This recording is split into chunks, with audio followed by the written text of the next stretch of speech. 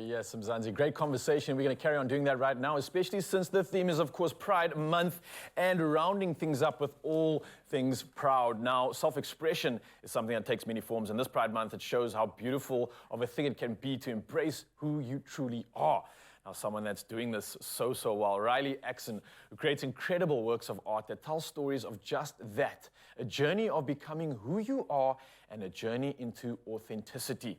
Now, in the studio today, we have artist Riley Axon. So let's welcome Riley. How are you doing?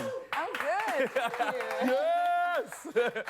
More ovation than I even thought myself. How are you doing, firstly? I'm good, thank you. Thank you for having me. It's an absolute pleasure, and this is exciting. I want to dive straight into it because you even yourself look like you've embodied art. Your look, everything about it. It's me?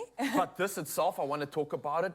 When did this start, the whole art, the expression of art? Why did you even find a resonance with it? And yeah, talk to me about the history behind this. I mean, it started when I wanted to start exploring myself. I wanted to find a safe space. It was COVID. I was like, what am I going to do now?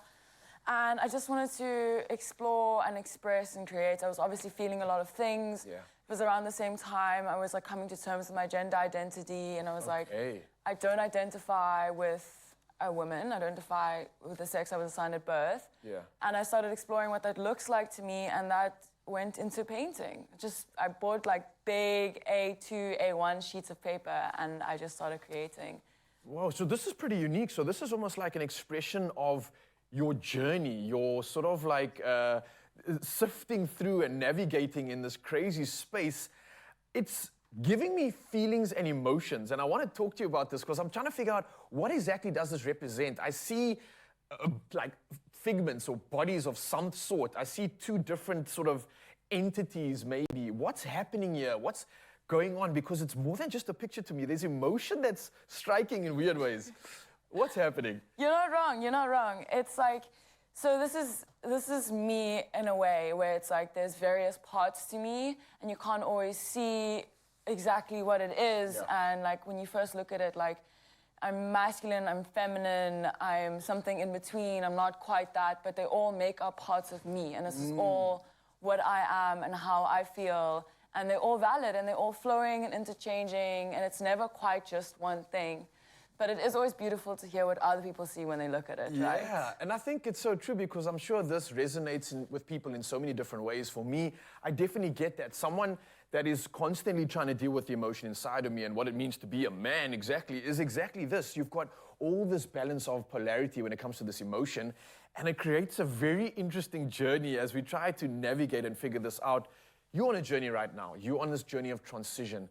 Not many people are aware of what you are actually going through in this process. Is there any way you can share some insight into that? Like what it's like, what are you dealing with right now? I mean, it's a journey, right? It's a journey. Because when I first realized that I was trans, I went to a very masculine side. It was like, I'm trans mask, I identify as a trans man. I was using strictly he, him pronouns. I was like operating in that space. And the more time went by, the more I realized that I actually do like my feminine side. I also do respect my feminine side. And I want to exercise like both of these entities. And what I feel most comfortable in is being they, them. It's being non-binary, it's being genderqueer. But essentially this journey that I've been on has been exactly that. It's been a journey. I try and be like as compassionate and as caring as I can be with myself, because there's no like final destination of like, this is it, you know? Yeah. It's like, you're always learning, you're always going to be open to these things, and I think that's what makes it beautiful about being trans, is that you are. It does, and you know what? Like in that moment that you've just spoken, it finally just hits to me like what your art actually is. It's a representation of us, essentially. It's this constant movement of emotion, of identification, of what we're feeling, what we're trying to understand, and I think that is the art itself. That is the beauty of it. It's the fact that at any point in time, we are that expression of the emotion. We are that art piece, and it's constantly changing. And now I see that movement in your pieces. I'm like, whoa, it's not just two elaborate colors put on a canvas. This is so much more. You're representing something huge for me. It's not just an artist, not someone that's going through a process or a journey, but someone that is identifying themselves and emancipating all the rubbish and truly being themselves. For someone going through something like this right now that is struggling to figure it out, deal with it mentally, how would you suggest they navigate this space? What sort of tips do you maybe have for them to make this a little bit easier? Loaded question, I know. Loaded question, yeah, many angles.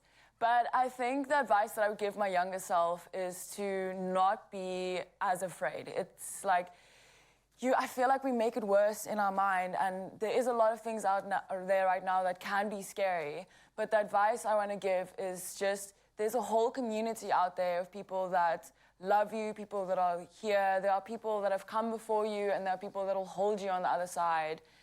And there is absolutely nothing wrong with you. You're actually incredible. And yeah, I just want to encourage everyone to just take it at their own pace and find your community, because we're here.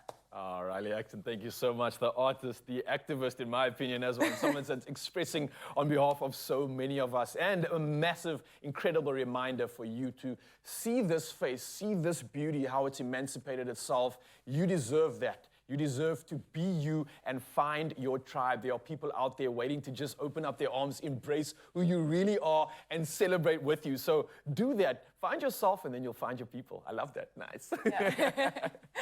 Thank you.